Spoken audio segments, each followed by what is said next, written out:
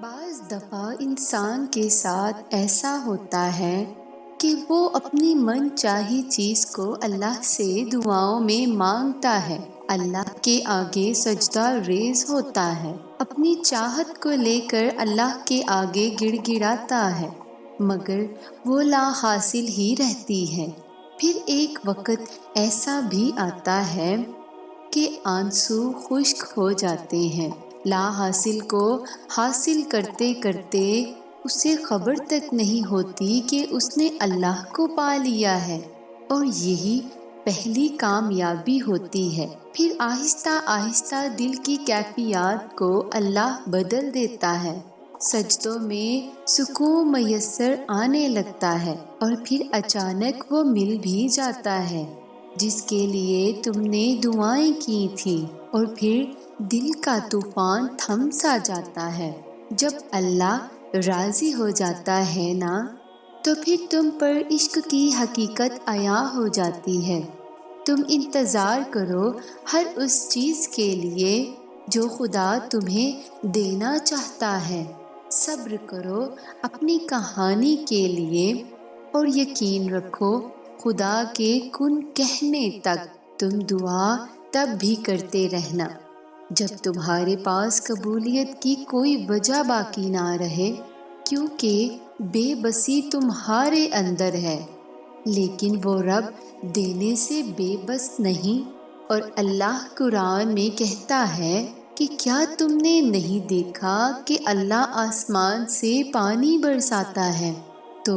زمین سرسبز ہو جاتی ہے، اسی طرح اللہ اپنی رحمت تم پر ایسے برسائے گا کہ تمہیں لگے گا ہی نہیں کہ تم نے کبھی کچھ کھویا تھا۔ سنو، اگر بےتاب ہو لا حاصل کو حاصل کرنے کے لیے، تو پہلے اللہ کے ساتھ اپنے معاملات کو درست کرو، کیونکہ وہی ترجیح اول ہے۔ جو اسے ترجیح اول کرے وہ دنیا اور آخرت، خوشی اور غمی، زندگی موت، عروج و زوال، خواہش آزمائش، آسائش سے بے نیاز کر دیا جاتا ہے۔ وہ اللہ دعوے سے نہیں ملتا، وہ قربانیوں سے ملتا ہے، وہ انا میں بزت ہونے پر نہیں ٹوٹ جانے پر ملتا ہے، وہ رب بدکاروں کو نہیں ملتا۔ تمہیں لا حاصل کو حاصل کرنے کے لیے اپنے معاملات کو درست کرنا ہی ہوگا۔ وہ اللہ اتنا پاک ہے نا، جسے چنتا ہے اسے پاک کر دیتا ہے، کہ تدبیر امر کا سارا اختیار اللہ ہی کو حاصل ہے۔ اور اگر تم ذرا غور کرو تو ہر لمحہ ایک اندیکھی طاقت تمہارے وجود کی نشو نما اور ارتقاء کے لیے سر و سامان کی حاجت جو تمہیں پیش آتی ہے فراہم کرتی ہے، اور خدا کی خدائی میں کسی کا کوئی دخل نہیں۔ جان رکھو کہ اس نے تمہاری زندگی کے لیے اسباب حیات کو پورے عدل و توازن کے ساتھ قائم کر رکھا ہے، اور بے شک اول اور آخر تمام اختیارات اسی کے ہاتھ میں ہیں۔ اور یاد رکھو کہ جب اللہ کی تدبیریں اپنا کام شروع کر دیتی ہیں نا،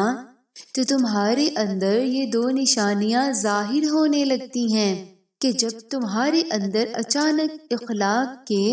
وہ چشمے پھوٹنے لگیں جو تمہاری زندگی کی سوکھی زمین کو گل و گلزار بنانے لگیں، تو سمجھ لو کہ تمہارے رب کی بہترین تدبیریں اور رحمت کے سارے دروازے عنقریب کھلنے والے ہیں۔ اس نے تمہاری بے شمار دعاؤں کا حساب لکھ رکھا ہے۔ وہ تمہیں برے وقت سے صرف اس لیے گزارتا ہے تاکہ تم اسے اپنے اچھے وقت میں یاد کر سکو۔ اور اگر آج تمہاری توڑ پھوڑ تمہیں خاک نشین کر رہی ہے، مصائب اور تکلیف کی موسلا دھار بارش سے تمہارا صبر ٹوٹتا جا رہا ہے، تو یہ اللہ کے غضب کی نہیں بلکہ اس کی رحمت کی علامت ہے، اور بے شک اللہ صبر کرنے والوں سے محبت کرتا ہے۔ اور اگر تم ڈھونڈ رہے ہو وہ نشانی جو ظاہر کرے کہ اب صبر کا صلہ ملنے ہی والا ہے، تو سب سے پہلی اور حیرت انگیز نشانی تو یہ ہے کہ جب اللہ تمہیں سجدوں کے قریب لے آتا ہے، جانتے ہو کہ کچھ چیزیں ہماری مرضی سے ہٹ کر ہو رہی ہوتی ہیں، ہمیں کچھ جھیلنا پڑتا ہے اور کچھ چھوڑنا پڑتا ہے، مگر یاد رکھو کہ زندگی میں ہونے والی کوئی بھی چیز بے وجہ یا اتفاقاً نہیں ہوتی، کسی خاص مقصد کے تحت ہر چیز کو تم تک پہنچایا جاتا ہے۔ جان رکھو کہ ذرے ذرے کی پیدائش میں ایک گہرا مقصد چھپا ہوتا ہے، اور اصل میں تم صرف تعلق ٹوٹتا دیکھتے ہو اور اس رب کی تدبیروں کو سمجھ نہیں پاتے۔ سورہ بقرہ میں اللہ خود فرماتا ہے کہ شاید ہو سکتا ہے کہ تم کسی چیز سے محبت کرتے ہو، تم کسی چیز کو اپنے لیے اچھا سمجھتے ہو، لیکن وہ تمہارے لیے اچھی نہ ہو۔ سنو، اللہ جانتا ہے مگر تم نہیں جانتے۔ صحابہ کہا کرتے تھے کہ جب ہم دعا مانگتے ہیں اور ہماری دعا قبول کر لی جاتی ہے تو ہمیں خوشی ہوتی ہے، اور جب اللہ ہماری دعا قبول کرنے میں تاخیر کرتا ہے تو ہمیں اور بھی زیادہ خوشی ہوتی ہے کہ اب جو ہوگا وہ میرے رب کی مرضی سے ہوگا۔ سنو، اس رب نے تمہیں نہیں چھوڑا، چاہے یہ ساری دنیا تمہیں چھوڑ دے اور تمہارا آنے والا دور گزرے ہوئے دور سے